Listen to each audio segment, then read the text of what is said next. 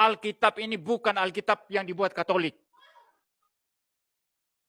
Saya mau tanya, Rasul Petrus Katolik apa enggak? Paulus Katolik apa enggak? Sudah ada Katolik enggak ada waktu itu? Gereja Katolik Roma maksudnya. Sekarang kita uji lagi. Sony, engkau tahu bahwa Santo Matius menulis Injilnya? Tidak. Bagaimana Protestan tahu bahwa Matius yang menulis Injil Matius?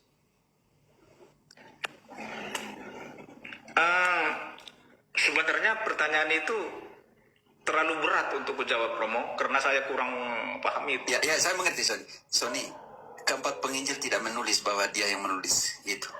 Kita bongkar semua Injil Matius, tidak ada satu ayat mengatakan bahwa Matius yang menulis Injil itu. Kita buka Lukas tidak mengatakan bahwa dia menulis itu. Kita buka Markus tidak mengatakan dia yang menulis itu. Kita buka Yohanes tidak mengatakan dia yang menulis itu. Bagaimana engkau tahu bahwa Matius, Markus, Lukas, Yohanes yang menulis? Engkau tahu dari siapa? Kalau tidak ada gereja Katolik, engkau tahu dari siapa?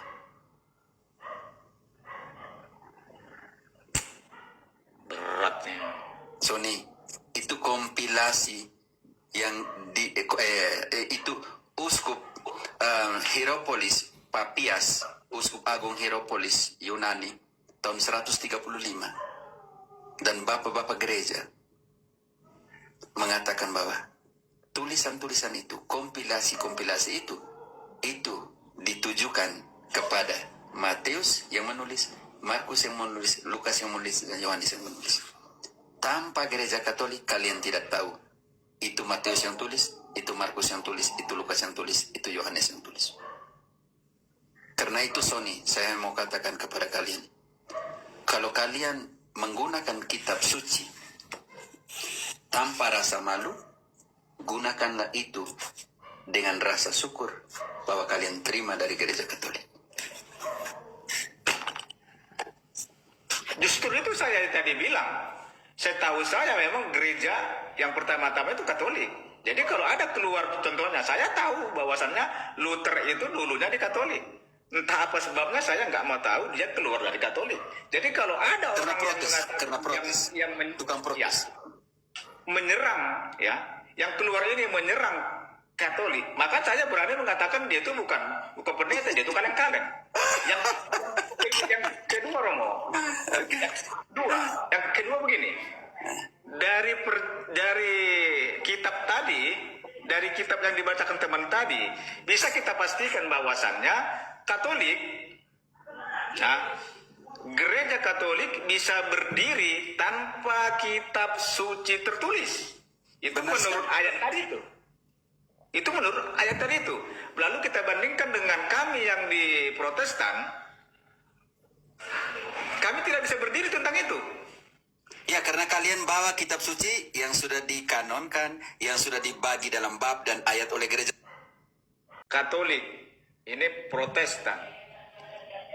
Sewaktu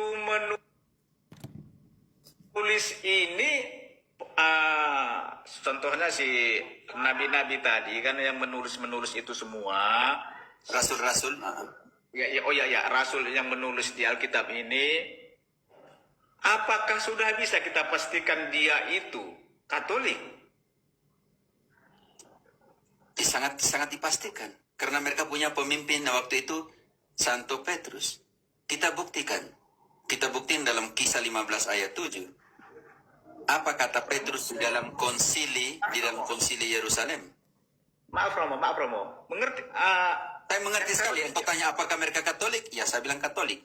Karena punya satu pemimpin yang dipercayakan Yesus.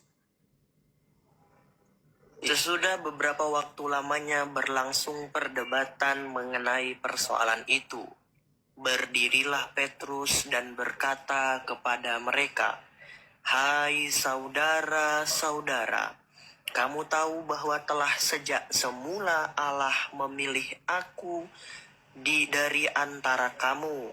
Tahan dulu. Di situ Petrus berdiri dan mengatakan, "Saudara-saudaraku, kalian tahu sejak awal mula, Allah, Yesus, memilih saya dari antara kalian." Pada saat itu rasul-rasul yang lain protes, atau mereka berada dalam persekutuan? Persekutuan? Persekutuan dengan siapa di situ jadi pemimpin? Yesus. Petrus dong. Yang barusan omong itu bukan Yesus, Petrus. Sejak semula Allah pilih saya dari antara kalian. Rasul yang lain protes? Tidak. Berarti mereka berada di dalam persekutuan dengan siapa pada saat itu? Ketika dia katakan itu. Kepemimpinan. Petrus. Kalau engkau tanya, itu Katolik? Kesetiaan kepada Petrus sebagai pemimpin dan uskup Roma sampai sekarang ada 267 tanpa henti-hentinya. Dari Petrus sampai dengan